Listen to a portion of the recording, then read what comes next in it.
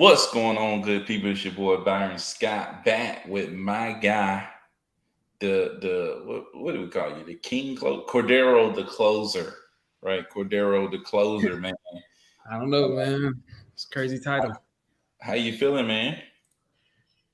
Man, these sellers don't want to answer the phone today, but I'm feeling good. I think they feeling my energy. I'm head hunting today. I want somebody to go in the I'm trying to close somebody today. I think the title, Cordero the Closer, is pretty befitting. I woke up today feeling like, man, somebody need to go down. They're feeling like $1,000,000 on this month. I'm feeling like somebody about to get closed at this thing. And it's a difference. It's a difference between, man, I want to talk to sellers and do some exploring versus I want to close somebody. Close. Different Yeah, stuff. man. I know that feeling, man. It's like, do I got to get somebody on a contract today? So, but yeah, man, Ali tapping in. Ali be traveling, man. Where you be going, man? This dude so big time, man. Be Real talk. traveling all over the place. On the low, I leave you big time. He be like, man, yeah, I got y'all. I got y'all in my back pocket on the AirPods, man. I'm on the promise. I'm telling you, man. Ali low key big time, man. But yeah, man, we back up in this thing today on a fundamental Friday. We're gonna be talking about how to close a seller, right? Like we talked about how to talk to sellers, what to say, how to pitch sellers, how to approach sellers. But it's like, okay, as the conversation go on, how do you get them to sign the paper, right? How do you get them to sign, right? Yeah. How do you close them?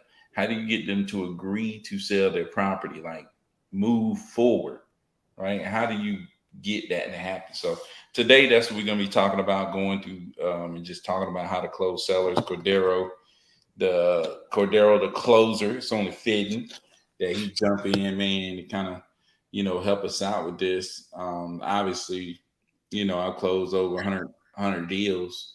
I'm not Cordero the closer, but I've been in that situation a few times, right? So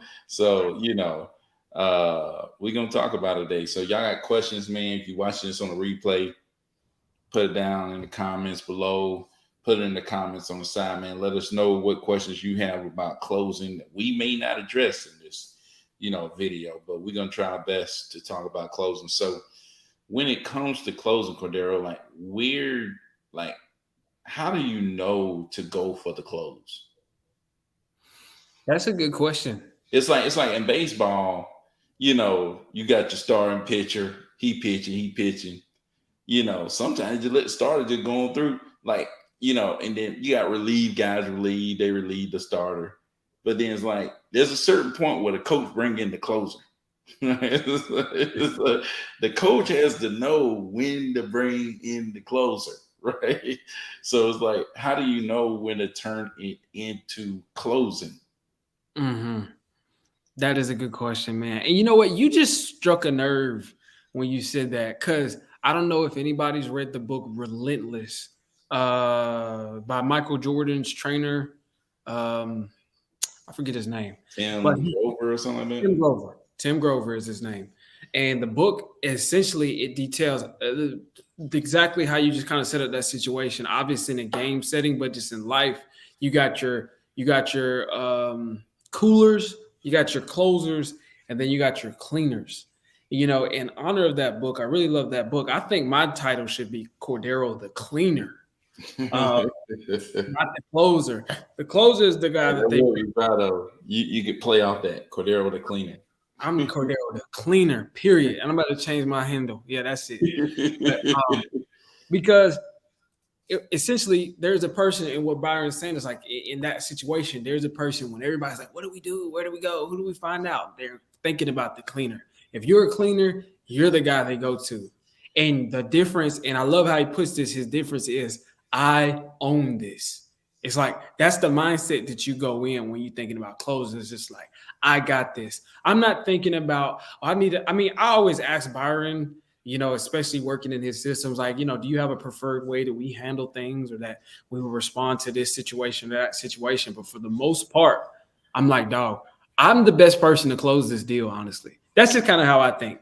Honestly, it's like I can get this person like you know what I mean? It's like I can definitely do this, but when to go? And I think that's a really good question because, and this is my answer. I think you should all ABC, always be closing, right? Yeah. Always going for the close, but it's like you can tell that not every seller is ready for it. You see what I'm saying? And what I'm saying is when I'm getting on these phones, my mind is always, or I think your mind should always be on getting a contract because you're not solving their problem until you're actually getting their property sold.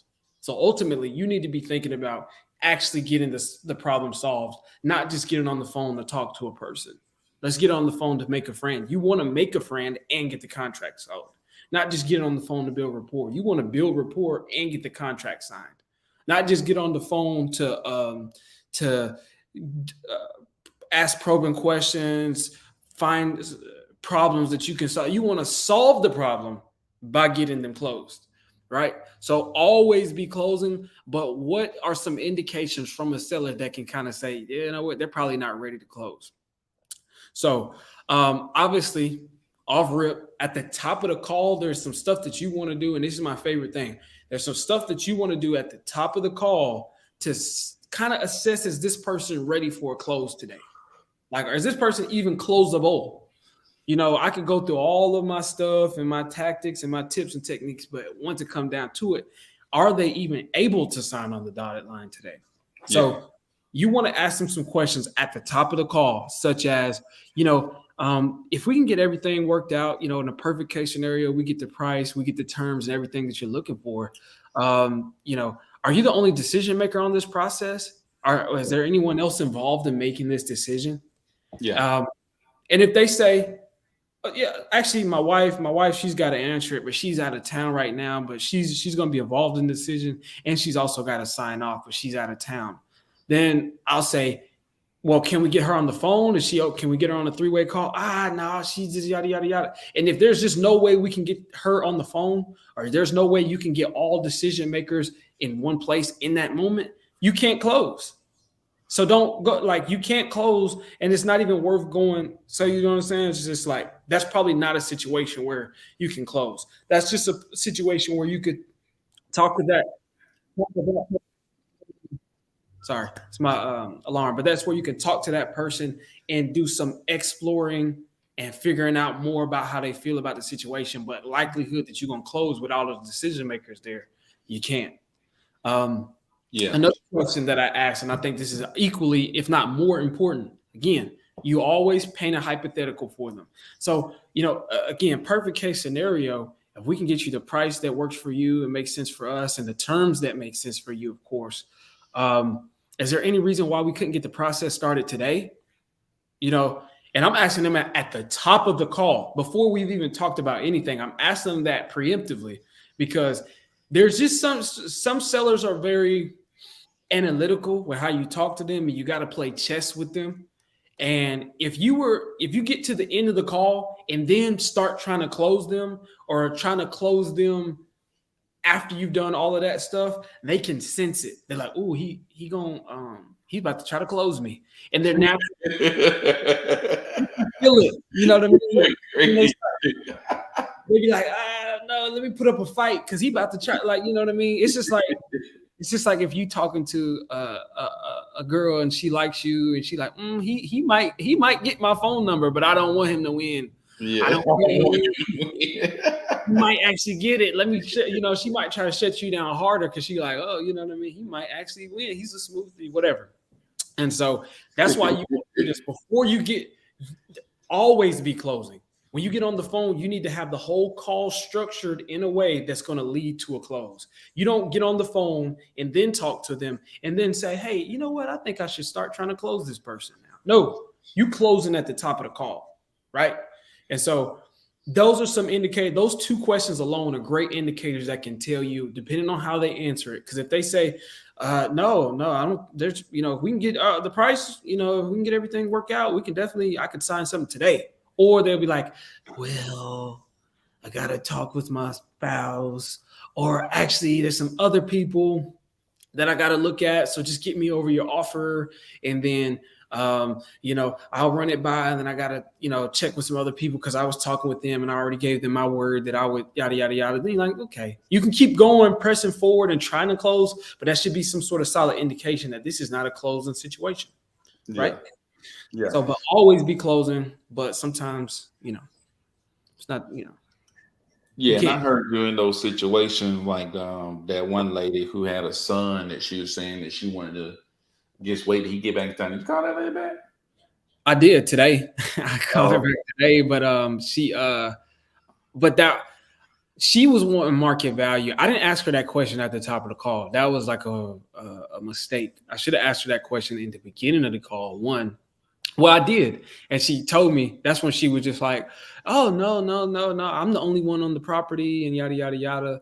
And so I'm the only one involved in this. And then when I got closer to the end, that's when she was just like, "Whoa, whoa, whoa! Well, actually, my son is involved in it." You see what I'm saying? I asked her that question, and then because when they feel like you about to push towards it, they will put up some sort of objections. It's just natural. And so I called her back, and she didn't. But I did ask that question at the top of the call. I didn't get the right answer. But real quick, man. Speaking of, can I give them an example? I got this guy. yeah. Let me see if I can call him. Yeah, let's see what he's talking about, man. For Let me sure. see if I can get him on the horn. I just want to show you guys, and if I can get my guy to answer, I'm going to show you. Might notice a difference. I'm going to talk to him. I'm still exploring opportunities and getting to know him, but I'm going into it with the mindset of closing, and it's a little bit different. You're kind of pushing it, and so you're not afraid of objections. You're just handling the objections, and you're moving forward. You're What not about afraid. the guy from Buford? This your guy from Buford? Nah. Oh, okay.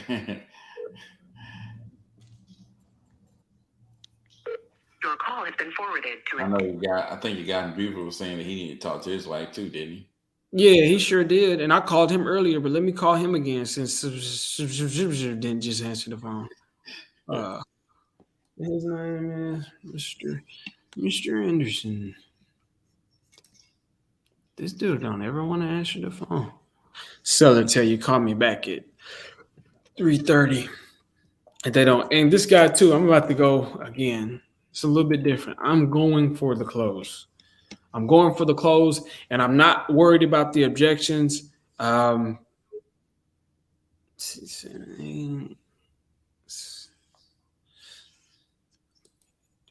I'm handling the objections and moving forward. And there's just a difference between people who getting on the phones playing around and people who's getting on the phone to close. Coffee is for closers. Mm-hmm.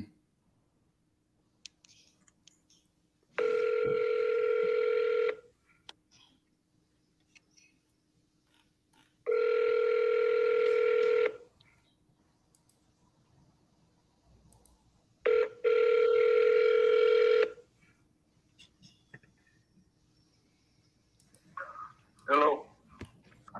Hey, Paul. Yeah. Hey, Paul. This is Cordero, man. I just wanted to give you. How are you? I'm doing pretty good. How's your day going so far? I'm having a rough time at the moment. Oh man, I'm sorry to hear that. I mean, obviously, I wanted to give you a call about the property. Is now a good time? I could give you a call back. Yeah, if you want to give me a call back, I'd appreciate it. The wife and I really didn't get a chance to talk. I've been having a rough couple of days here. Oh man, I'm so sorry. With my disability, so Gotcha. yeah, give me a little more time. Just a couple of days will be fine. Okay. Do you think like over the weekend or maybe at the top of next week? Yeah, over the weekend. Why don't you call? Why don't you call Monday? That'll be fine.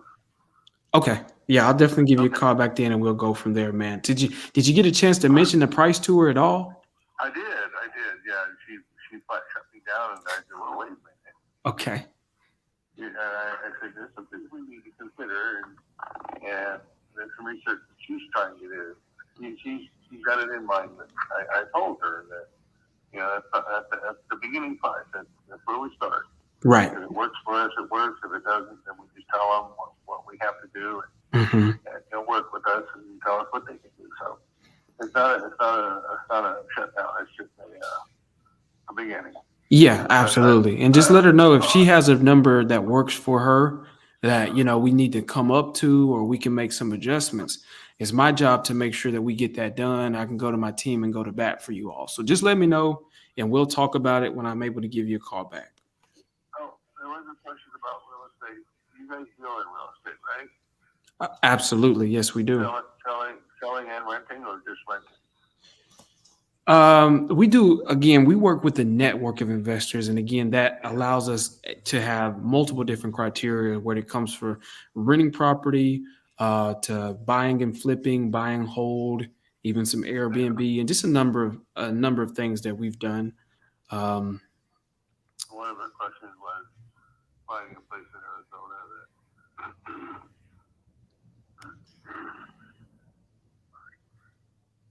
that's fine. Maybe we can do this Monday. yeah, man, no worries. We can definitely do this Monday, Paul. I can give you a call back then, but just let me know whatever any other questions that you may have. Then we can revisit them, and I can, get you some feedback and everything by then. Okay, great. Okay. Thank you, Paul. Appreciate you. Bye-bye. Yes. Well, what was he asking about that then? Yeah, man. So Paul has some sort of disability where he's wheelchair bound. And he was letting me know all of that in the beginning. That's a big catalyst as to why he's moving, because he wants a handicap accessible property. But again, I want to point out two things about that brief call. One being the fact that I handled the objection. He was just like, call me back Monday. I was like, yeah, absolutely. I'll definitely call you back Monday. But wait, I didn't just let him go. There's more. You know what I mean? But wait, there's more. Call now. I didn't just let him go. I was just like, real quick, man. I wanted to touch on the hot point. Did your wife get a chance? You didn't get a good chance to talk to her, but I know you shot that price to her. Matter of fact, you shot that price to her the day we talked. He said, I got to wait till she get off of work and talk to her. It's like, you might not have had that chance, but you probably text her like, hey, they talking about 300. And so he hasn't shut me down for some reason. He came in asking for 400. We offered him 300. We got some wiggle. Where that property at? Buford. That's that Buford. Oh, that's the one in Buford. That big Buford. You know what I mean? And he hasn't shut me down, which I don't know why. He said something to his wife about the price, and then what did she say? He said he said she was just like flat out shut that down. But he was like, wait, we need to think about this, and all of that. I'm like, why is he just telling me? I'm like, dude, just give me your counter offer. 300 was my anchor. That was my anchor price, so that way we can come up. That wasn't my MAO. So he's not even, but whatever. I think he's got some stuff going on. We'll continue to address it. But another thing, back to what I was saying, it wasn't one of the questions that I gave you, but at the top of the call, I realized I can't really do nothing with him close right now. He said, I've been having some issues with my condition. I haven't been doing too well. So you maybe give me a call back. And that wasn't one of the questions that I said before, but that is something that kind of lets you know that he's probably not in a position for us to go through this and sign a contract right now. He's just not. He's like he's having some medical conditions. So I don't think he's like in the best of mood or, the best ability for me to try to go for the close, but I still push forward a little bit. I'm gonna back off. You want that seller to give you want to kind of clear the air at the top of the call. Hey, are we in a position to have this conversation? And if we can get everything to work out, can we go ahead and sign right now? Don't tell me you traveling. Don't tell me you at the basketball game. You don't got no internet or yada, yada, yada. Are you in a position? You got to talk to somebody else. Your foot hurt. Can we sign right now? If everything goes well, ask them up front. If you have the right conversation, can we get there? And he couldn't. And so I was just like, but I didn't let him go. I handled that objection. But I'm trying to close somebody, man. Called. So I think that was a good call. That's a real good property in a good area. So I think closing, if you can get them anywhere close to 300, I think you'd be good. Yeah. Another thing I didn't do good is he was asking me questions, but I just answered his question. You're supposed to answer his question, then immediately rebuttal back with another question. He's talking about Arizona, and I was about to, but he hit me with another one real quick. He was like, Arizona. I was like, yeah, actually, we do a number of properties. Is there any particular reason why you guys were asking about that? Or what particular questions did you have about that? Like, I could have shot back with another question instead of just asking that one. Let me try that other guy again, Mister Jibber Wubba Wubba. On for the photos.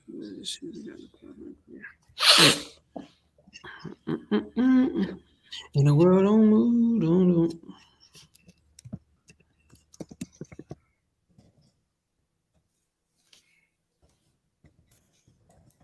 Who you got next? I'm calling this guy back. He should know. Shabhashish. His name is. Oh yeah, that dude. His name is. I actually googled the pronunciation and I forgot it again. So Yeah, dude. This. if you can say if you off the meat rack, man, if you can get it onto a call and there's somebody who's like a foreign name and you say their name right, that's rapport. That's good. They always be like, "Oh, he said my name." You don't completely butcher it. For sure.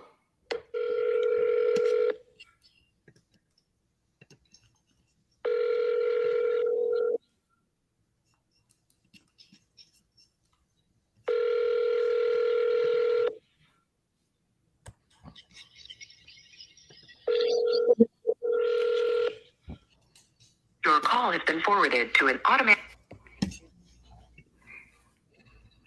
Come on, man. Come on, man. Okay. We gotta follow up with these folks. But while we're looking for some more people to call, Byron, tell me you've closed over 100 properties, maybe even closer to 150 at this point, maybe closer to 200 at this point. You are stupid, man. Real talk, he's downplaying it, but let's be real, man. You know a thing or two about that call where I'm going on this call to get them under contract. What are some things mindset wise that you're going over to yourself, and then some tactical things that you're doing to help ensure that you get that contract? Well, one thing that I kind of look at is just like I'm thinking about big picture, like where's my buyer gonna be at on this? You know what I'm saying? Yeah. Because it's like, if I know what my buyer is, then I know I can go for the slam, like straight slam. It's like I ain't got to guess. Like it can go down now. You know what I'm saying? But it's like, and if I don't have a buyer's number, okay, at what point do I close? You know what I'm saying? What point do I say, if it's at this price, I'm going to move forward with them. You see what I'm saying? Yeah. It's like there's either the buyer is giving me a price and I know I can move forward at a certain price, or like I give myself an idea of, hey, if it gets this low, let's go ahead and put it on a contract. Right. So like that's one thing that I'm thinking going into it. You know what I'm saying? About those numbers right there. Then the second thing I'm thinking about is just figuring out, what situation do I need to create for this seller? You know what I'm saying? That will determine which buyer I can use, what method I'm going to have to do, and that will impact all the numbers. You see what I'm saying? If it's, if I can sell it to these people and they need 2 weeks after closing to, stay in the property, then that's going to change how the closing is going to happen. You see what I'm saying? So I'm thinking more like big picture, like how am I going to have to service this person? Right. First thing, does the numbers make sense? Second thing, how am I going to be able to service this person to make this transaction work? Those are the two things. I'm kind of just listening to the seller, trying to get feedback from them to see, okay, can I provide a service? That's the first thing, right? Can I provide a service? I'm listening to, can I provide a service that worked for you, right? Then after I figure that part out, then I want to get to the numbers. You know what I'm saying? Because I always say, hey, if you can't sweeten the offer up with the numbers, you got to sweeten it up with the terms. You know what I'm saying? You ain't got no more number salt to put on that on that meat. You got to sweeten it up with the terms. You know what I'm saying? Because the seller might not like your number, but they may have no option but to take your terms. You see what I'm saying?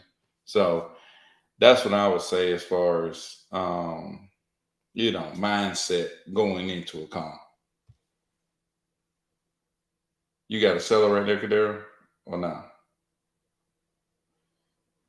Maybe not. So, like, that's what I'm thinking when I'm going into a call. Those two things right there. That's why I always say find the buyers first, because you find the buyers first, that's going to allow you to know where you need to be. You know what I'm saying? And that way, there's no guessing about when this becomes a deal.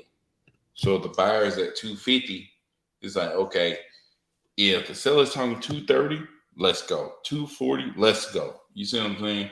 It's like when it's a deal and you can move forward. But if you don't know what a buyer is, you're like, you don't know what to hit. Like you don't know what to hit. You know what I'm saying? You just guess. Like I think I might be. Yeah, and that's a terrible, speaking from experience, man, that's a terrible position to be in. And it gets frustrating not when you're just on that position on a given call, but once you do that for long enough, it don't matter how many leads you're generating, no matter how many good quality conversations you can have with sellers. If you don't know what number you need to be at, then it feel like you just shooting in the dark. It's like you got the target over there and you're just shooting in the dark all the time. That could get not only frustrating, but it drains your energy, dude, as far as doing this business over a consistent period of time. And so what Byron's saying is, like, in contrast to what I was saying, it was like, you need to make sure that the seller is ready and in a good position to close. Byron is saying you need to be, okay, now you need to think about, are you in a position to close? Or are you in the right position? Do you have everything that you need to actually go for the close? And the number one thing that you need is an actual price point that I would say MAO, a max allowable offer, because obviously you want to create as much room as you can. That way you can solve the seller's problem while also creating that room so that way everybody can benefit. But then you want to be able to come up. And if you don't have that, then it just make the conversation so much more difficult, bro. And I've been there. I'm sure a lot of you guys have been there. You're talking with the seller and you're like, man, I'm just nervous to even just be talking to them, let alone what do I offer them? I don't know what price or whatever. And so that's why we always say, have a buyer, go get the buyers first. So that way, when you've gotten some interest from this seller to begin with, you could be shooting out to your buyers and they can let you know, we need to be in this range. I can definitely buy it in this range under this circumstances and so on and so forth. But I think that's a perfect take on it. Not just is the seller ready for the close. I think I was kind of assuming that you already got this part handled and when you're actually having a conversation, but you need to get this part taken care of. Are you ready? Do you have the price? Do you have the everything that you need to go ahead and get them locked up? So that's something, I guess, strategically. What's something mentally when Byron, because Byron got a way of talking to people, I think he gets them to divulge the information. And he does a lot more listening than talking. And he's very good at it and just hearing the key stuff. When it's something about actually getting it, because even if you got all the numbers in the way, you got a contract ready to go, and it's in their inbox, what are you doing to guarantee that they sign that contract? Yeah, it's rough, man. Yeah. As far as guaranteeing somebody gonna sign a contract, that's why I really started trying to get them on the phone. That way you can sit there with them instead of like sending them a contract and just praying that they sign. Sit there with them on the phone. It's like, hey, we on the phone. It's in front of you. Yeah. You got questions. I'm right here. That way you can actually answer and come back at them. And you can really figure out what's wrong with this contract to where this person won't sign. You see what I'm saying? whether it's price, whether it's some terms, whether it's whatever it is. Okay, what's wrong with this piece of paper where you won't sign it? You see what I'm saying?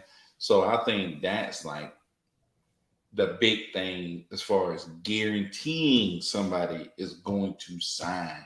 You know what I'm saying? That's the most bulletproof way I've seen, like people getting people on the phone.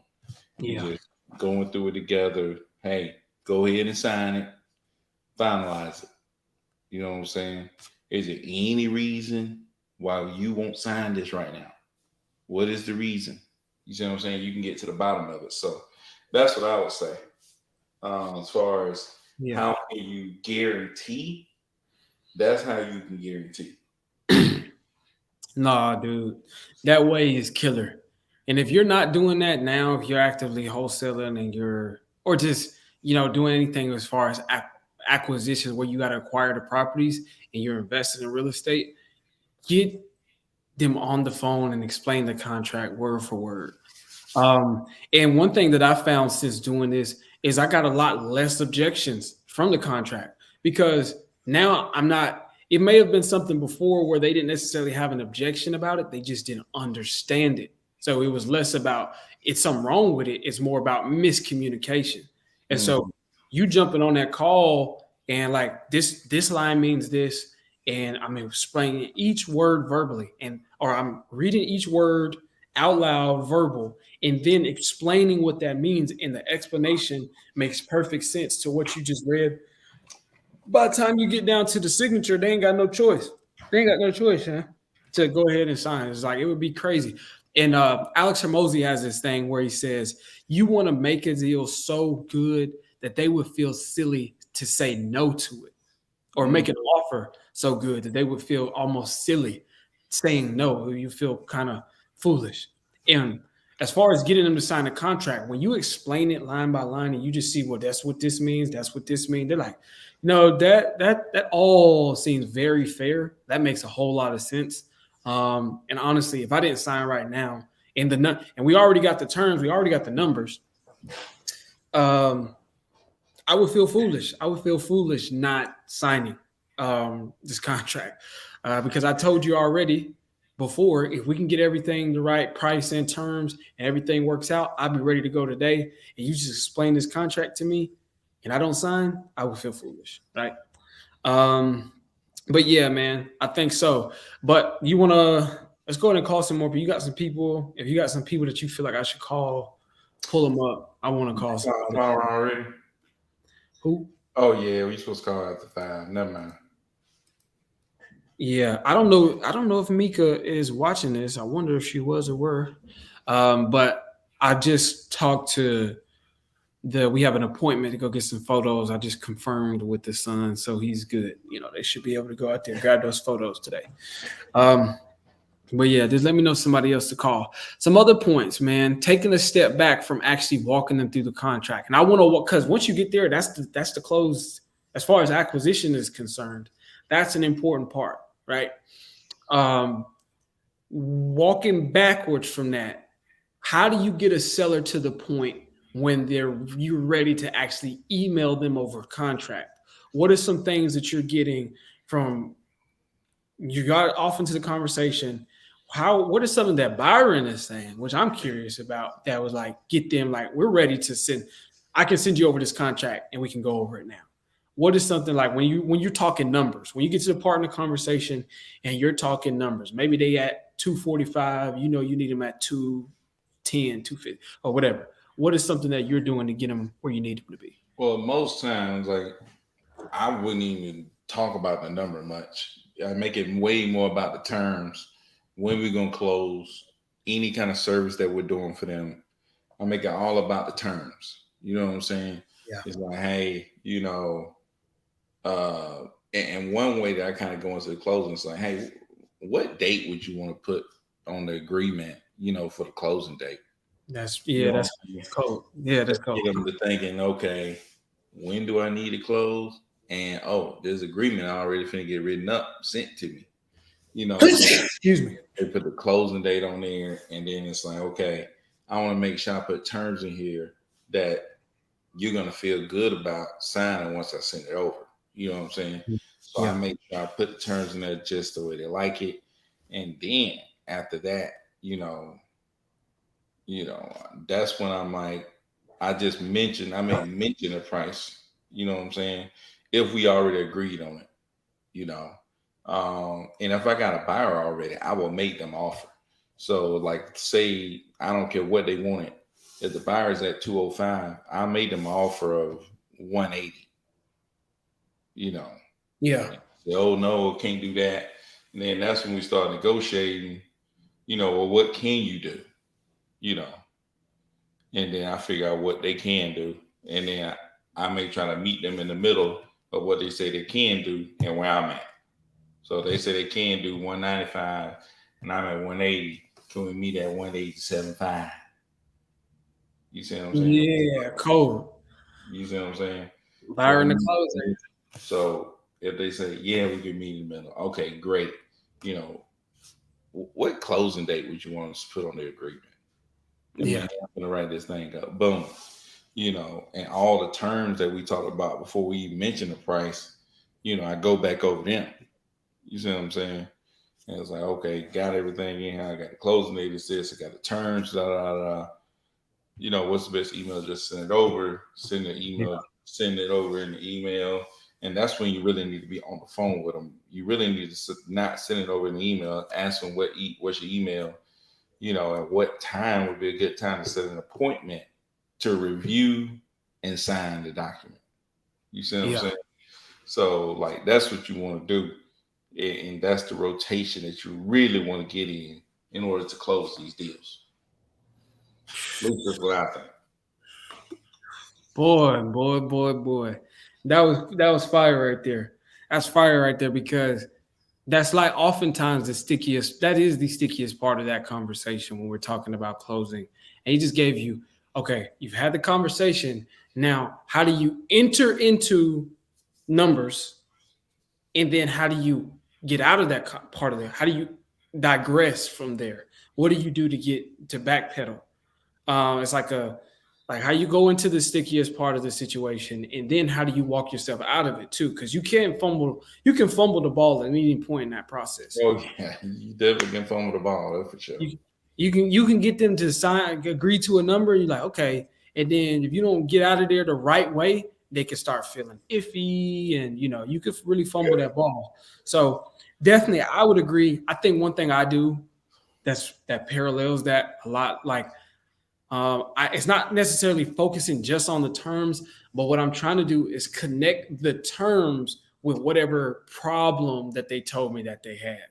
And so that's why I'm like, at the top of the call, the bulk of the call is spent exploring their problem. And I'm trying to get the top of the call is spent building rapport. And then I'm building that rapport so that way they feel comfortable opening up to me about their problems. And then I'm listening to their problems, asking them what their problem is. So you would say, is it this? Is it that? And then once we get there, then I'm like, that, okay, you're a teacher, dude. So I know you didn't gave out some of them tests where it's just like, it's like a vocabulary test where it's like the word on one side, the definition on one side. They got to draw. Sure. What's that called? Oh, shoot. I don't know. I mean, I forgot what that was called, where it's like you draw a line and that's what I'm doing. I'm taking a list of their problems, a list of our terms, and I'm matching. Yeah. That's what it basically, and I'm matching it. So it seems like you got this going on. We can solve that with this contingency. And it seems like you got some issues about when you're going to close or finding your next place. This is the timeline, and this is that, and this is that, and this and that. And I'm pretty sure that's what Byron is saying too. And you're talking about the problems and matching them with the terms, i.e., what we need to put in the contract to make them feel safe. And then if we can get all of this, and you're reiterating stacking it is what they talk about, stacking it. So we can do this. We can solve this problem with this, and we can solve this problem with this. Can we do this price right here? And quiet. That's an important key, is to say a number and hush. You know what I mean? If you mumble past it, it's going to take away confidence. Be quiet. And if you hear them pause, that's almost a good thing. Like if they pause, that means they're thinking about it. Yeah. When you hear them silent too, that's why you're being quiet. So you can hear if they're actually thinking about the number or if they've already made their mind up to reject it quickly. So it's just like Be quiet so you can hear them thinking. And then they thinking. And then when you're talking in the terms of number, once you got into this part, this is the stickiest part, is when you've actually thrown out a number and letting them give you the numbers back and forth. Throw out a number. What Byron introduced was a topic called I think it's never split the difference, where you anchor low. And you if your MAO is 200, then offer them 180. If you say 200, they're just naturally, they're gonna talk you past that. So offer them 180, and they're gonna be like, no, I can't do 180. They had 220, you had 200, they had 180. Nah, I can't do 180. Well, again, I think we are able to solve your problems with all of this here. We can do this and do that. You know, if you can't make that work, what can you do? Yeah. And if it's a person, this is something I sometimes do. I just fill out the person. If it's a certain person who I know that they're kind of got their mind stuck on a number, I'll have to pull them off their number to get them to come negotiate with me. So let's say, again, they're at 210 or they're at 220 and I need to be at 200, but I said 180. I said, well, okay, I understand. You can't do 180, but I feel like we can solve the problem by doing this, this, and that for you, and we can offer you this. You know, I talked with my underwriting teams. I don't think we can come up to that 220. We can't do 220, but you can't do 180. What can we do? Right? It's kind of like Byron was talking about the other day. Pull that off the table. Basically let them know, dog, that 220 is off the table. You know what I mean? You can't get off the 220. Because if I say, okay, you can't do 180, what can you do? And they're like, I told you 220. All I can do is 220, brother. You'd be like, dang, man. So pull them off a number if you feel like they're gonna be stuck. Well, again, you can't do this. And we can't do that because the property's in it. And that's why you want to be talking about condition at the top of the call too. Because if they give you some fight, it's just like, well, understand, you know, the property needs a new roof, foundational issues, and it needs this and that and this and that. And another great thing about what you were saying, man, it's like, that's the reason why you need a buyer. You know what I'm saying? Because if that dude fighting you about 220, your buyer could be at 240. And it's like, why are you fighting them? You know what I'm saying? Yeah. That's you already got the buyer, then you already know where you're supposed to be. You know what I'm saying? It's like knowing something that the other person don't know. But if you going into the negotiating and both of y'all don't know, you ain't got no advantage. No, absolutely. And I think that is a beautiful that'll save a lot of deals. Whereas before, when you're working on it'll make some too, because it's like that's what situations where it was like, I thought, oh, she's asking for too much money. There's a lady that wanted my first deal. The lady wanted the first day I got in the contract. This lady wanted $60,000 for a property. I'm like, too much, man. It's too much. No way. There ain't nobody gonna do it. You know. Yeah. And it's like that lady was just sitting there for a couple of weeks, and then I met a buyer, and I was like, I got this property, but lady want too much. She wants $60,000. They was like, let's go look at it. They went and looked at it, offered me 66. I'm like, bam, deal.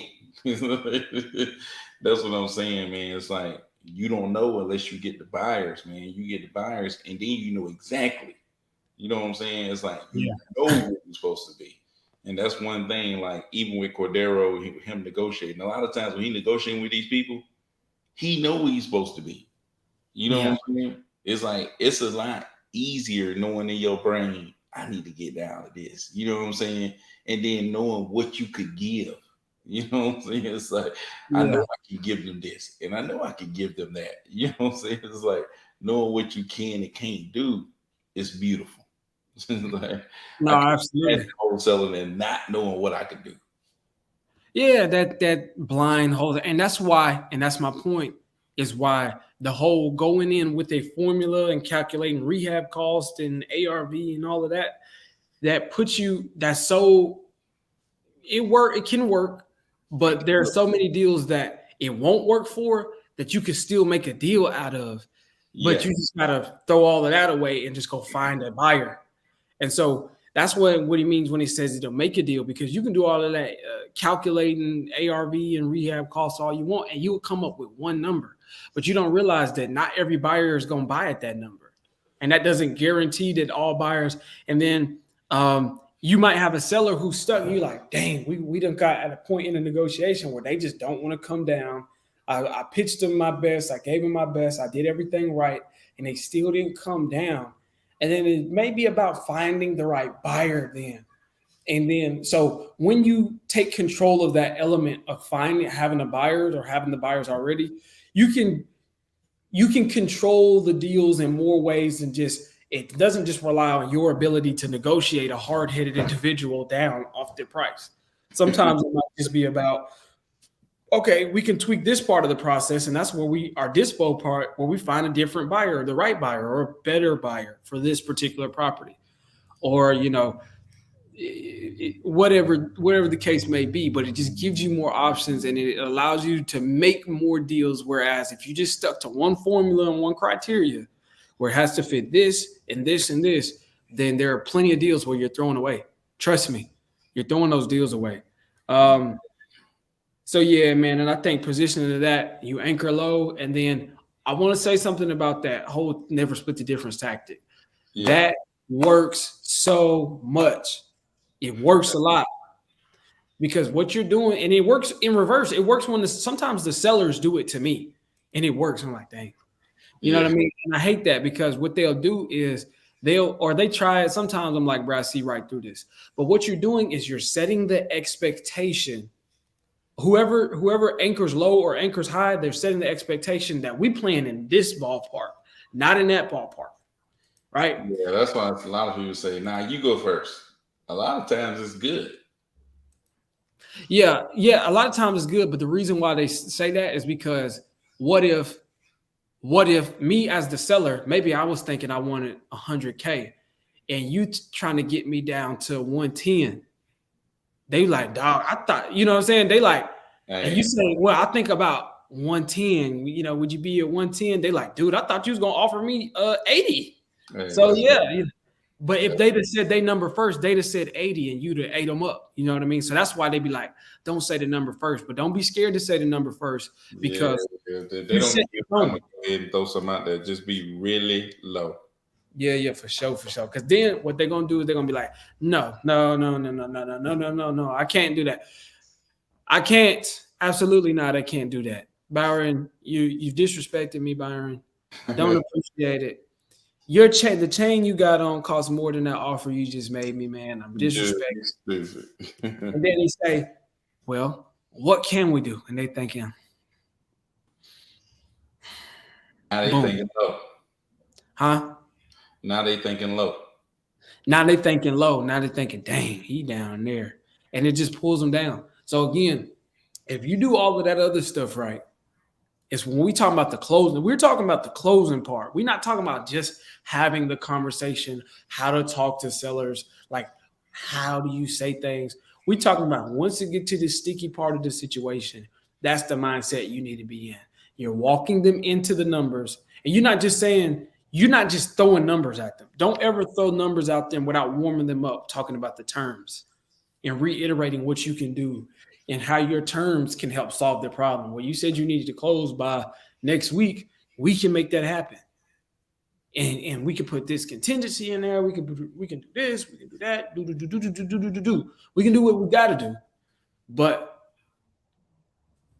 we need you at this price. Can we make this number work? And that number should be way lower than the number you can do. Yeah. And sometimes they'll be like, can we? And you guys saw yesterday one of my examples of like a soft close. This isn't when I'm actually ready to close them. This is when I'm having my initial conversation with them just to feel them out, just to see where they at. And I let them know I got to go talk to my underwriting team or get it over to my dispo department, and I know you're wanting that 300, that 300,000. And it's my responsibility to make sure I can get that for you so we can go ahead and close and get the home sold for you. But if I go to them and they say, oh man, man, that doesn't work like a charm, man. Go ahead, my bad, man. It does, absolutely. And actually, if you notice on that call, I actually did 2 points. The first thing is that if I go to them, and I know you won that 300,000, if I go to them and I can get that 300 approved, is there any reason why we couldn't get the process started today? That's point one. And then they're like, no, we can definitely get the process started. No, absolutely. If you can give me that 300, we can get the process started. Okay, no, absolutely, man. And I just want to check because I want to make sure we're not wasting anybody's time. I don't want to waste your time, and of course, I don't want to waste ours. But if they come in and they're a little shy and they're not at that 300, but they say we can do, 280, 285 in that area, we might be a little bit off. And we've been further off than that before. Should I even call you back, man? Is it even worth the time to give you a call back? I don't know about that, man. I don't know if I can do that. Or sometimes they'll even say, no, you can call me back. We might be able to make that work. You know what I'm saying? They might say something like that. He came down, though. He said, nah, I can do 290, but I can't do no 285. Dude, it makes them think about how low could they go. Can you go down low? And then when they're telling you to call them back, that gauges their motivation too. It's like, okay, exactly. Should I even call you back? Are you really motivated? Yeah. Is it even worth calling you back, man? Or are you a stubborn seller who's just so bent on this number? The people like, yeah, call me back. Oh yeah, you want to sell that mug? Okay. Are you? Basically, what I'm asking them is like, dog, is the number negotiable? But I'm not saying that directly because that could come off as cheap. And that's a cheap. No, it's no. Give me 300. Yada yada yada. It's just a smoother way of asking them, are they negotiable? But it kind of sets them up like I'm on your side of the table, though. Yeah. You know what I mean? Like I'm on your side of the table, and if I go to them and they tell us this, you know what I mean? It's like, are you gonna cuss me out? And I'm kind of positioned. Really, that's the question I'm asking. I'm not asking, will you take this offer? I'm asking, will you be upset if they say, like, are you gonna answer my call, or are you gonna hang up in my face if I have to let you know that other number? I'm on your side, by the way, but are you gonna be mad at me if I give you that number? Is what's going on. But yeah, man, you want me to call some more folks? Yeah, let's hit one other person, man. Then we gotta get out of here before my jump down outside this mug. Well, don't move. And I'm going in for the close, dude. So whoever it is, I'm trying to close. I'm going in. Yeah, man, I'm going in like a life sentence. Going in like a life sentence. No, dude. I'm trying to close, and we're gonna see, man. Hey, we got 3 people up in here, man. Make sure you like and subscribe to the channel, man. And on Monday, we'll be in here on Motivational Monday, man, talking about Against All Odds, man. I changed the name of the channel to Against All Odds, and Monday we'll be talking about it. So Cordero will be racking his brain all weekend about Against All Odds and coming with some straight heat, a lot of people, face a lot of stuff, man. Different people face different stuff, but it's like no matter what you're facing, man, you still can reach a goal against all odds. You know what I'm saying? Against all odds, man. So that's what you still can reach your goals, but you're going to have to. You still have to, in spite of against all odds, in spite of the odds. It's like, don't think that there's going to be a perfect time or a scenario where the odds are stacked in your favor to win. It just doesn't work like that. Against all odds, man, you just got to go.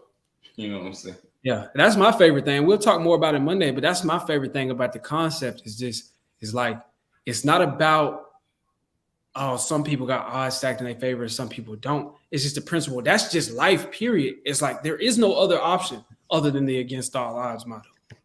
There is no other concept that's going to get you there. It's just realizing that I'm going to make it regardless of the odds. Now I'm going to make it. I'm going to put the odds together. I'm going to put the odds in my favor. So when this happened, when that happened, when this person does this, when that person does that, well, I'm waiting on this to do this and waiting on that to do that. It's like, dude, ain't none of that stuff ever going to happen. Real talk, man. So yeah, we'll be on it Monday. But you got somebody you want me to look up somebody to call? You got somebody for me to call? I don't have anybody over here, man. I always got somebody, man. You always got to have somebody. Folks don't want to answer. I might need to call Tara sooner than soon. Everett. Or should I call? Yeah, I'm gonna see if ever to answer the phone. I mean, definitely try to close this guy. Might as well. Might as well try and fail. Only way to learn. Sean Kemp. The Lord seen Sean Kemp. Nah, man, that sounds like an R&B singer though. Nah, that's a basketball player. Wow.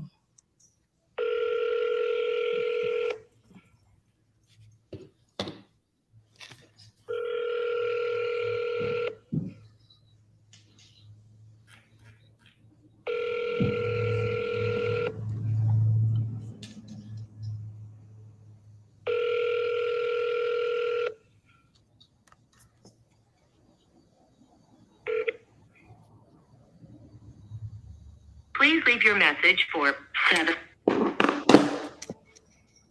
Yeah, dude. Sean Kemp played on the Supersonics with Gary Payton in the 92 NBA Finals against Michael Jordan.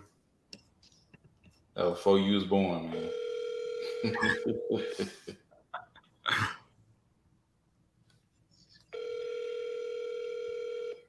Is who you calling right now, Sean?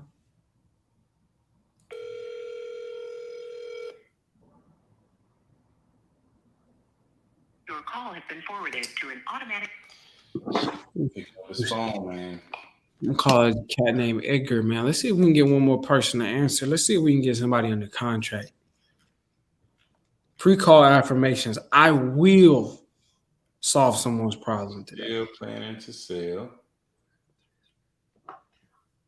What is it? Let me see. 60 days. I will provide more value than I receive in I'm pay. sorry, but the person you called. Hey, I am the best problem solver. this lady want too much, but you want to try? Yes, sir. Who was it? I know you dying to talk to somebody. I'm dying to close somebody. Yeah, that's what I'm saying. I'm dying to close somebody, not just to talk to them. Shoot, I talk to somebody. You're gonna be ready to talk to somebody. I need to close somebody. I need to get somebody who's. This lady saying she going to sell, but What's her name? she actually ready though. I mean, she ready, but she sounding like your boy from Smyrna.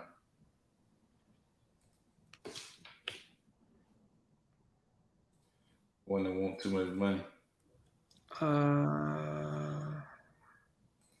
Is that Mozzie or Maisie? Maisie. Maisie Daniels. Oh, you done plucked her fresh out the.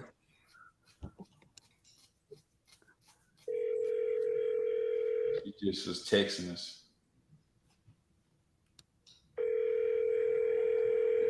250. She ain't respond.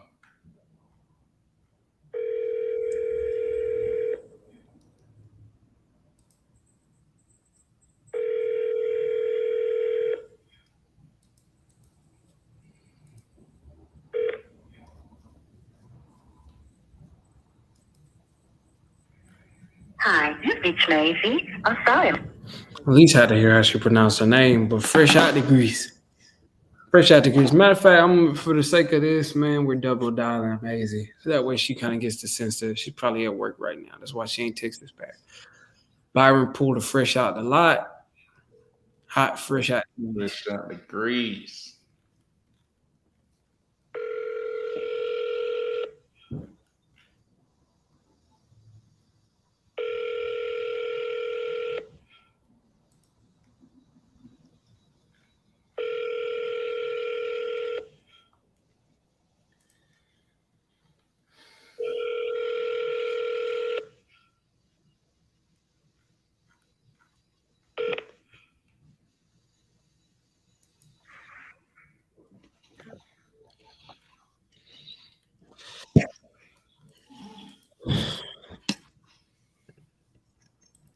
Who do they think they are? God, this guy.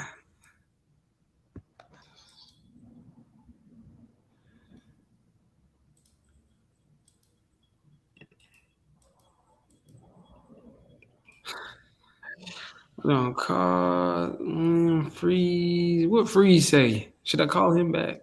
Yeah, call Freeze back, man. No, he told me he about to start working on the property, but he's worth calling back. What Just was his address again? to, see, man, this one thing about Byron's Podio, the address in No, Cedar Freeze. Creek, You can see her. huh? I have him. You got it. Yeah, man, the address in the middle of the page. I need that at the top of the page. I think it's just in the acquisition part, though, maybe. In the lease center. Yeah, I think it's My- different parts. got the person's name at the top, and then you got to scroll up like, hey, looking for your scroll.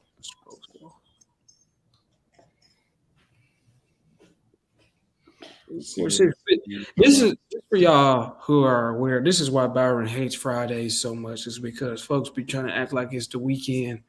They don't want to, they don't want to get the Bud Crawford treatment over the phone. But we're not beating people up, man. We solving it. He took it bad advice and tried his spirit for the first time. Worst experience of my life. Oh man. Sure. Hey, Mr. Freeze. Yes. Yes, sir, Mr. Freeze. This is Cordero.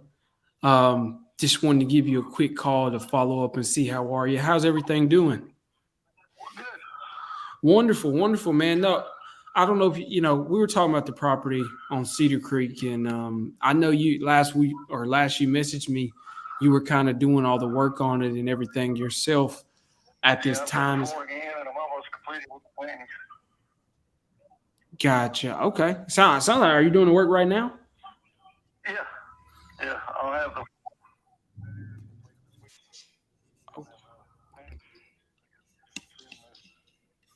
Gotcha. Okay. Okay. Well, I mean, can I give you a call right back, man? If you're interested, I'd love to see if we can get you an offer. Does that work? Okay, give me just a second. Hello? Hello. Hi. Sorry, I don't know if this is the right number. You just got a call from this number, right? Yes. Yeah, I'm sorry about that. My name's Cordero. I was trying to reach Maisie. This is Maisie. Hey, Maisie. Yeah, this is Cordero. I was just wanting to give you a quick call. I believe a member of my team was texting you about your property on Harbin Drive. And I was just wanting to reach out, give you a quick call to see if we can discuss. I had a couple questions. Is now a good time? I got about 5 minutes. Okay. Yeah, no, I kind of figured when I tried to reach you, you weren't able to. Are you at work at this time? I work from home.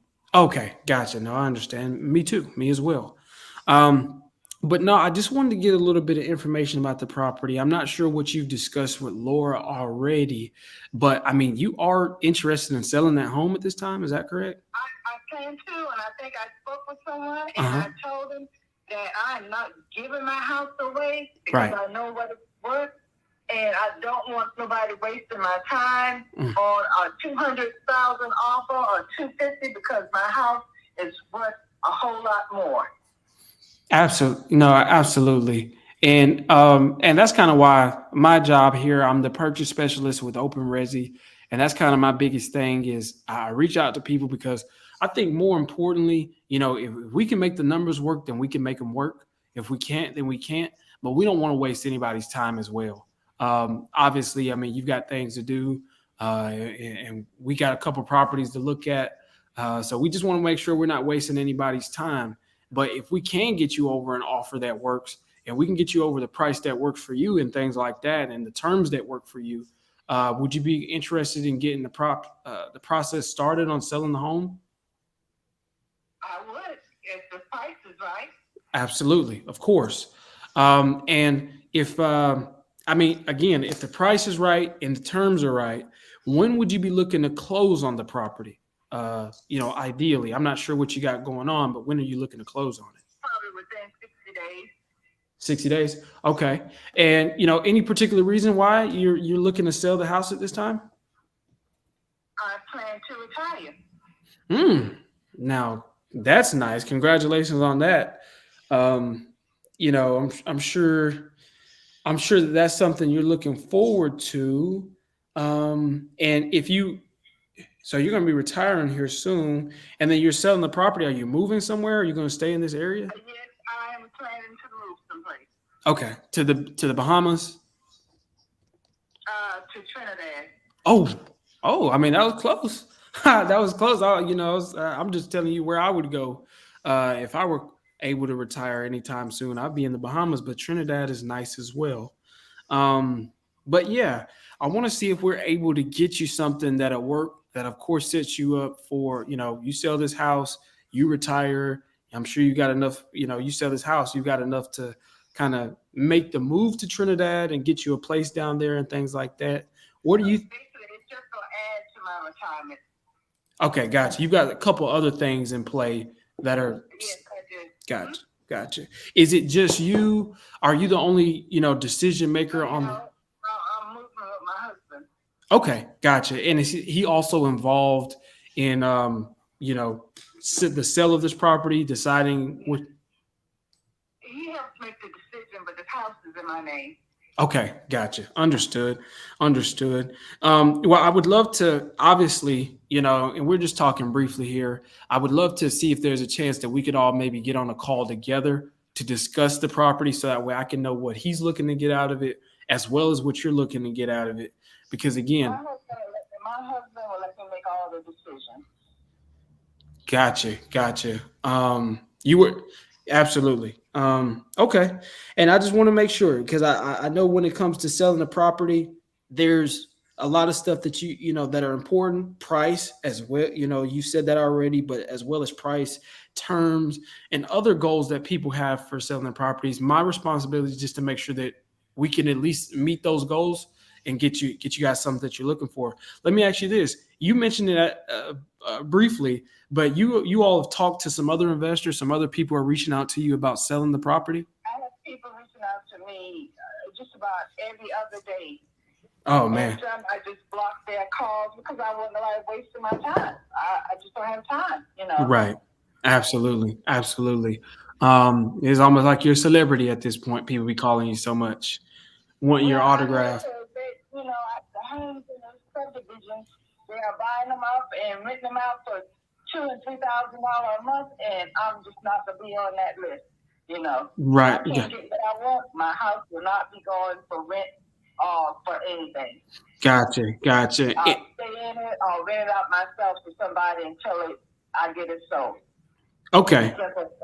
I would, and that's what I was going to ask you too, is just like, if you don't get the price that you're looking for, understanding that you're going towards retirement, you all are wanting to go to Trinidad, what would you do with it? You said you'd rent it out?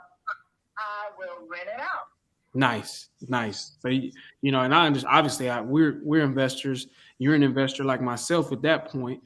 So that's completely fair. And those conversations with those other investors, how are they going? Do you have any other investor who's offering what you're looking for or close to it? I have a couple, and they tell me they get back with me.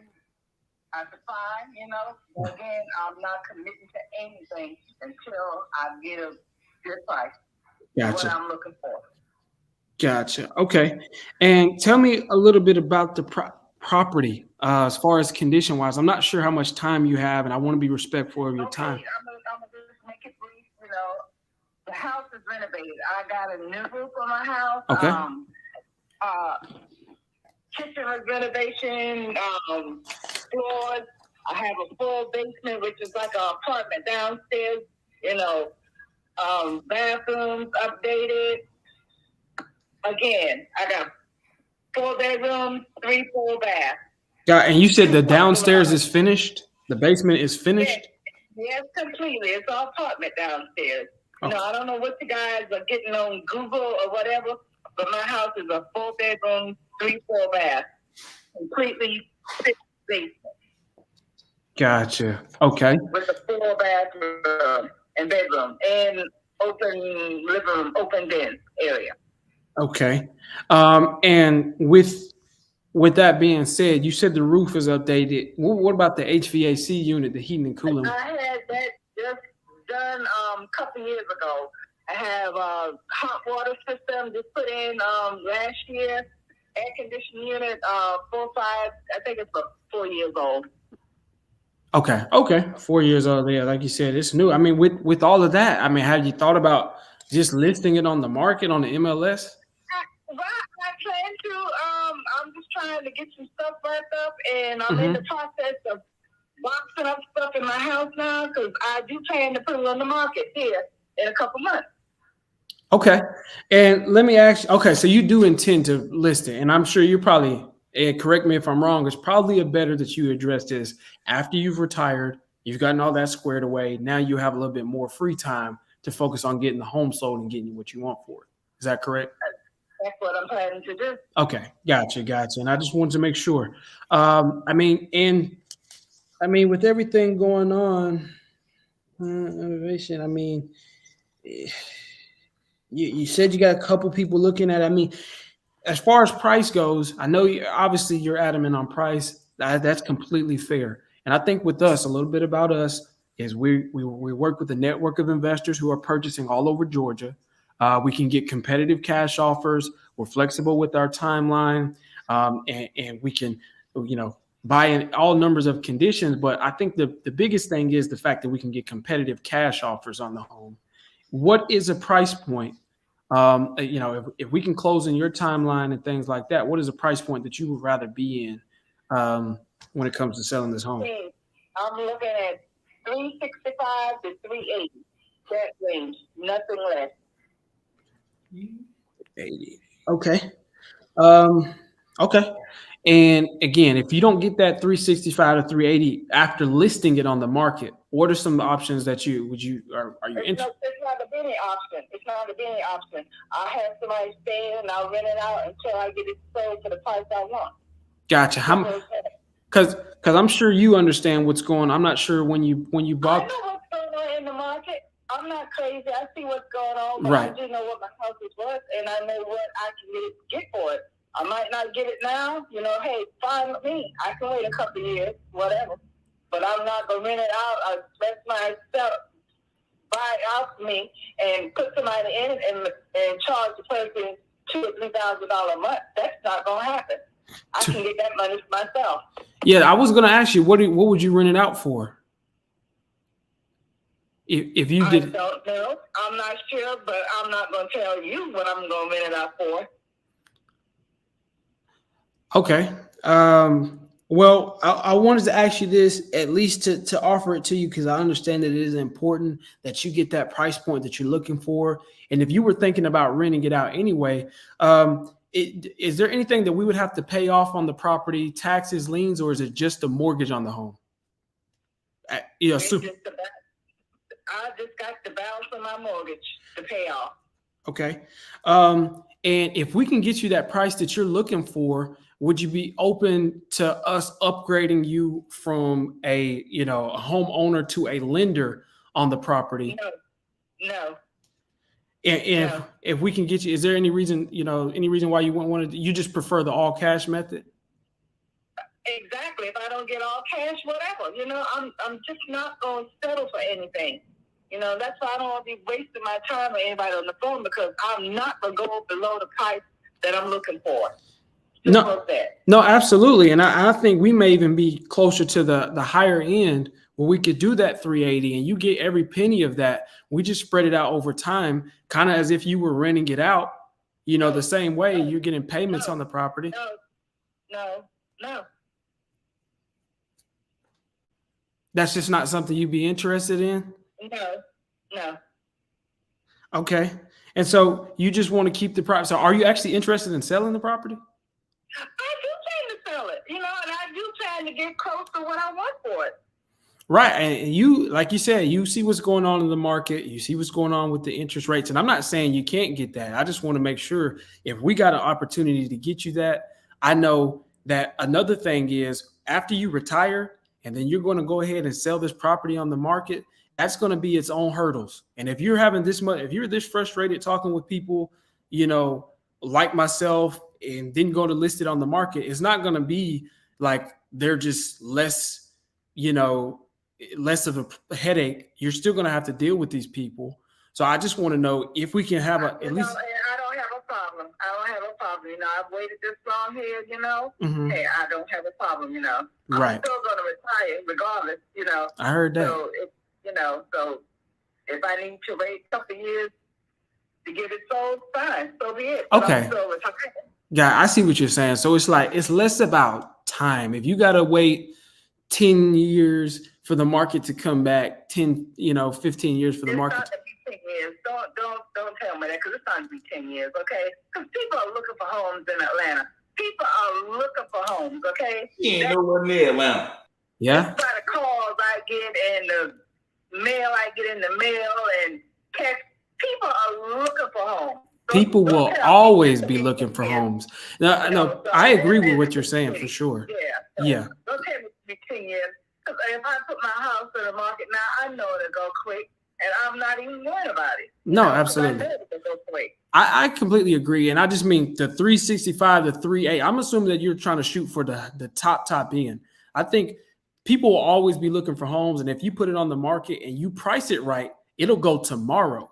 But at that price, with the interest rates where they're at today, it's very expensive for people to buy houses nowadays. And the 10 years, what I was saying was 10 years is because who knows how long it's going to be before they bring interest rates back down to a reasonable price point. Because I'm sure you know that home affordability is at an all-time low today. Okay, my time is running out because I got a couple more projects I need to work on. So I can close my Friday out. So got to close because we're going into the weekend. I'm so sorry about that. Could I give you a call back just to see if we can work something out? I can get you an offer maybe after the Monday or after a certain time. What do you think works best for you? That's fine. Anytime after 7. I'm available after 7. Okay, absolutely. I can do that. I can give you a call back. I really do appreciate you even. Please do not call me with an offer that's below, seriously, 2 something or in the low 3s, because I am just not going for it, okay? Mm-hmm. So when you call me back, please don't insult my intelligence, please, okay? Because I'll tell you the things I tell the rest of them. Do not call my number again. Gotcha. And again, do you have anybody else offering you in the high 3s? I got a couple people. And they got you sent over purchase agreement and they've sent over proof of funds and everything like that already? No. Gotcha. Okay. No, absolutely. And like I said, my only goal is to make sure we can get something worked out, and I will give you a call back and see what our best is and see if we can work it out for you. But I appreciate you even taking my time, Maisie. Thank you so much. Thank you. And you have a great rest of your day. You too. Okay. Bye. Man, lady lost her mind, man. So you see how she was just like, don't insult me. In Atlanta. That lady, you ain't nowhere near Atlanta. She said, don't insult her intelligence, ma'am. You making you sound foolish. I'm not making you sound foolish. This lady is nowhere near Atlanta, dude. Just so y'all know, she's in Dallas, Georgia, and the Zillow estimate, which we know is not accurate, but the Zestimate is 320 on her home, and she's asking 365 to 380. In Atlanta. You're an hour away from Atlanta. Talking about in Atlanta. Talking about people are buying home. Don't tell me 10 years. Like, man, I'm not saying it. They'll buy your home right now. They'll buy your home yesterday if you price it right. That's not what that was about. I wouldn't. So 10 years before you going to get back to that crazy, what we was doing a couple years ago where people was buying above market value because they knew just by the time we close on the property, the value's gone up an extra 20K. So yeah, it might be another 10 years if we ever see that type of market again. So yeah, no, lady, I wasn't insulting your intelligence by any means. I'm just being real. Yeah, you can sell this home, but can you sell it for 365, 380? No, it might be because the market is not going to continue to grow. It's not going to grow. And so with this person, obviously I was just trying to show you guys what handling objections look like. That's what I was doing. And as you can see, as she threw the objections, this and that, don't disagree with the person. Again, you cannot disagree and create a fight with the person and expect things to go your way. That's why I ended the call with "thank you so much" and yada yada yada, and that. But I was just showing you guys what handling objections look like. She's obviously crazy, but I'm telling y'all this: it's like a workout. I don't know if y'all have ever tried this. If for all of my dudes that be in a gym, if you get down and bang out 50 push-ups and then do your max rep, your max weight, it'll go up. It's like butter. It's like you're cutting through the weights because you're putting something hard on and then you're doing something what feels like easy. And I say that to say, if y'all want to get better on the phones, call some crazy delusional sellers and just wrestle with them. Then you call the next person that's actually a motivated seller, dog. It's like easy. I was just giving you. That's how you work out. If you want to get better at this, workout. That's a workout that I just did right there. Trust me. Yes, she's crazy. Y'all think I don't know that? But I knew from the beginning she wasn't ready to close. What she did was a certain tactic that a lot of sellers try to do. At the top of the call, when I asked her about the decision maker, she said, my husband, he's also involved, but don't worry about him. I make the decision. He ain't gonna come up. Know what she would do if we actually got close to talking about some real numbers? You know what she would say? The first thing she would say, gotta talk to my husband. My husband gonna come up. Lo and behold, the guy I told you not to worry about, you need to worry about him. Yeah, I better be watching out. The guy she told you not to worry about, you need to worry about him. Her work boyfriend, you got to worry about that guy. I'm not just playing. I'm just playing. But I knew she wasn't going to close. I knew she wasn't. Speaking of what we was talking about earlier, I set the tone up front. I knew she wasn't closable. And she told me notice this. She said she only had 5 minutes. We was on that call for how long? We was on that call for 15, 16 minutes. So I was just showing you guys how to handle objections. I got off the phone with Mr. Freeze to talk to her. You want me to call Mr. Freeze? Y'all want me to call Mr. Freeze back real quick before we? Mr. Freeze, like he's struggling over there. Mr. Freeze, man, please buy my house. Please get me an offer. Please get me an offer. I'm sorry about what I said. Give me an offer. Please. Yeah, let me hit him back. Let me just hit him back real quick. I saw her coming in. I was just like, she might be the evil you don't know is better than the one you know. Or it's actually vice versa, but I was thinking.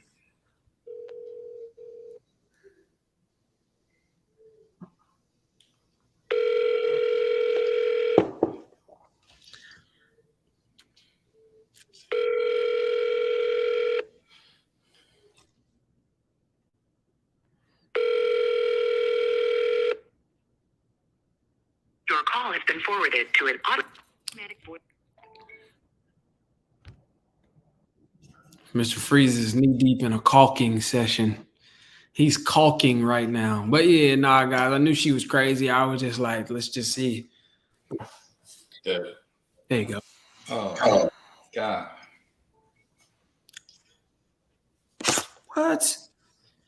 What? Hold on. He called back. Let me get him right back on the horn.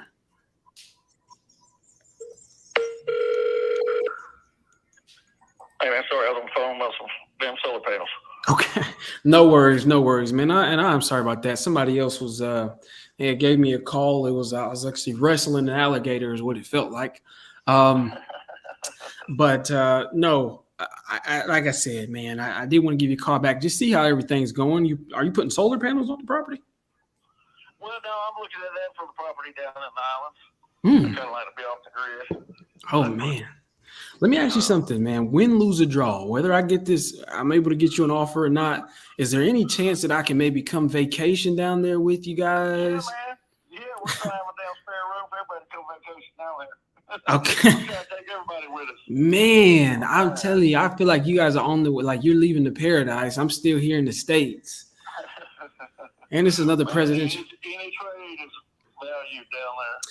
Every trade. If you got any profession, yeah, it is valued and needed. You got a point. Just kind of the way you put that, I can see why that's a good situation. But any professional trade you go down there and make a killing. And when the economy suffers here, it booms there. Like during COVID, they're wide open. Oh, I see. All the people with money. That's where all the people with money got property. That's where they go. You know what? I think you're onto something, and don't be surprised if I'm your neighbor in the next couple of years. Don't be surprised. But what was that? All your money. You don't pay federal taxes like that. Okay. Let me pack some bags, man. I'll be on my way down there with you pretty shortly here. But yeah, no, man. I'm sure. Yeah, I'm excited for you. I'm sure you guys are kind of ready to get there sooner than later, instead of still working on this property. How are things going with this property here? Like I said, this weekend I'll finish up, and I got a buddy of mine who's a contractor. He's coming in helping with the flooring and painting and everything. So I'm getting all that done, and should be about done with all that this weekend. Gotcha. And then I got to decide if I'm going to go ahead and replace the siding or not. That'll be the next step. Yeah. At that point, everything will look brand new. Yeah. No, I say it'll be brand new. After you do all of that to it, and I think where we really got caught was. Nice. And what all have you done to it so far before all of that? Like I said, we're doing beforehand. I mean, there's a new porch they put on it. I've changed the AC. Oh man, all kinds of stuff. I just worked on my AC. I had to replace the port on it. Got it up running good again. Yeah, man. Let's see. Yeah, it was just a capacitor though. It wasn't nothing with the internals. But hey, I know a guy. Everything, man. I was gonna say I know a guy who's really, really nice with the AC, the HC and the refrigeration and things like that. If you need him, I can give you his contact information. His name is Mr. Freeze. His name is Mr. Freeze. Yeah, I got you.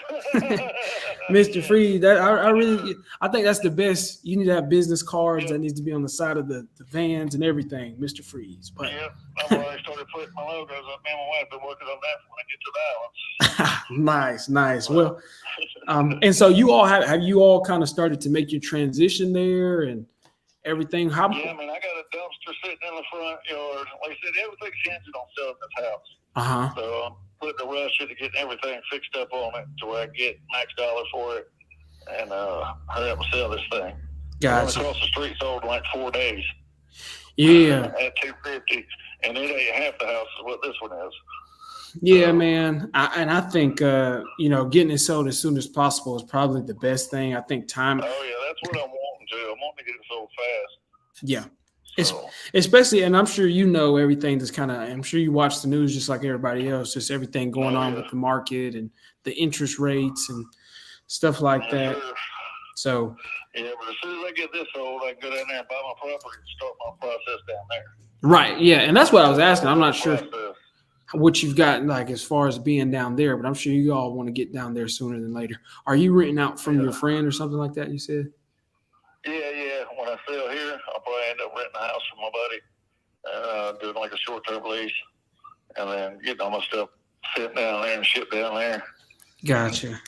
Well, man, I won't take too much of your time. I did want to know if, is there any way maybe we can get you a price in the condition that it's in now as is? I'm not sure if you're like wanting to continue to go through with it or you're fed up saying, hey, man, let me just get a price.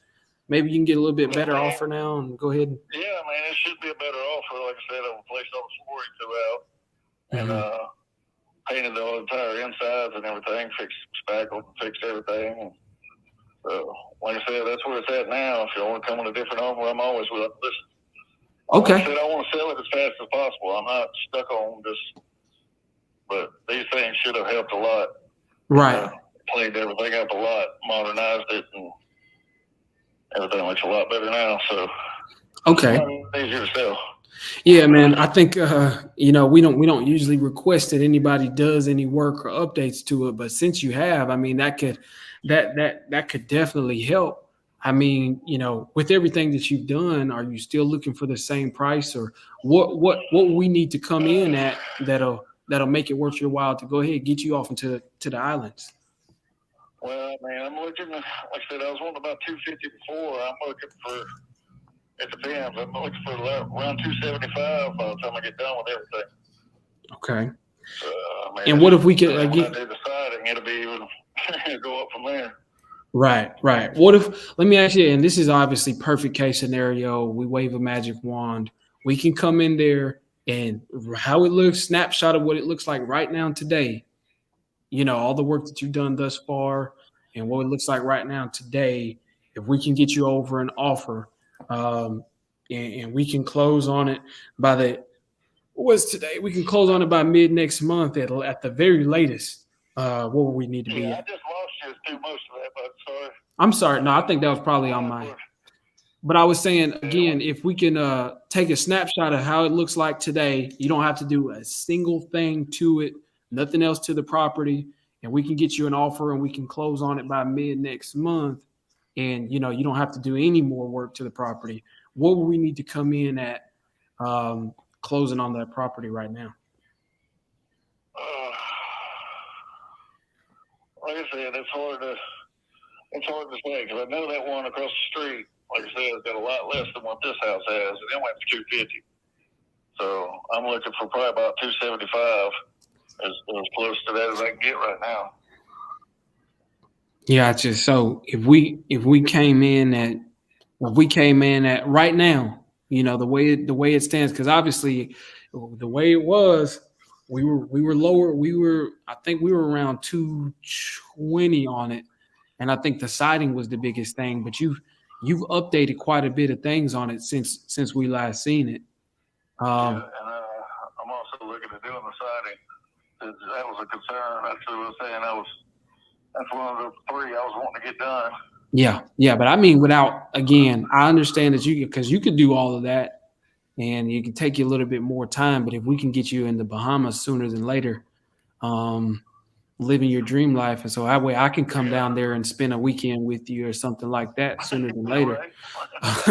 You know what I mean? It can always be worked out. Yeah. If we can get you there sooner than having to put any more work into it besides what you've done, and we could come at that, let's say that 250, we'd be in the conversation. We'll see. Like I said, just see what you can do. I'll talk to you, and I ain't gonna talk. Like I said, because I don't know how long it'll take. So I'm steady working, doing more to increase the value. So, Right. Like I said, just come with what you can, and we'll talk then. Okay, absolutely, man. I'll definitely do that just to make sure, see what we can do, and give you a call back. I just want to see how everything's coming along, but I'll give you a call back as soon as I hear back from my team and see what we need. Does that sound okay? Yes, sir. Okay. And let me ask you this one last question, man. If again, I know you just kind of like if you can see, but if maybe let's say we could, because I know that where they were at 220, but if I could really get them to push and we can close, and as soon as title comes back, so probably like 10 days at 245, will we be in the conversation, or is just what are you thinking? I'm gonna want more than that. Like I said, I had 250 before, as it was. And no, it was now I'm doing this, so I want at least more than that. Okay, gotcha. I see what you're saying. Okay, well, let me just talk with my team and see what we can do, and I'll give you a call back, man. Yes, sir. Okay, thank you so much, man. I'll talk. Yes, sir. He about to put that property on the market and get that Mike Tyson treatment, man. Is that? Hold on, this property right here, the Seals Drive. What property is this? This is just a property that's exactly like his right now. Oh, that property is still on the market. Yeah, man, we just need to get him the best. And I don't think he was like in a position to go ahead and sign again.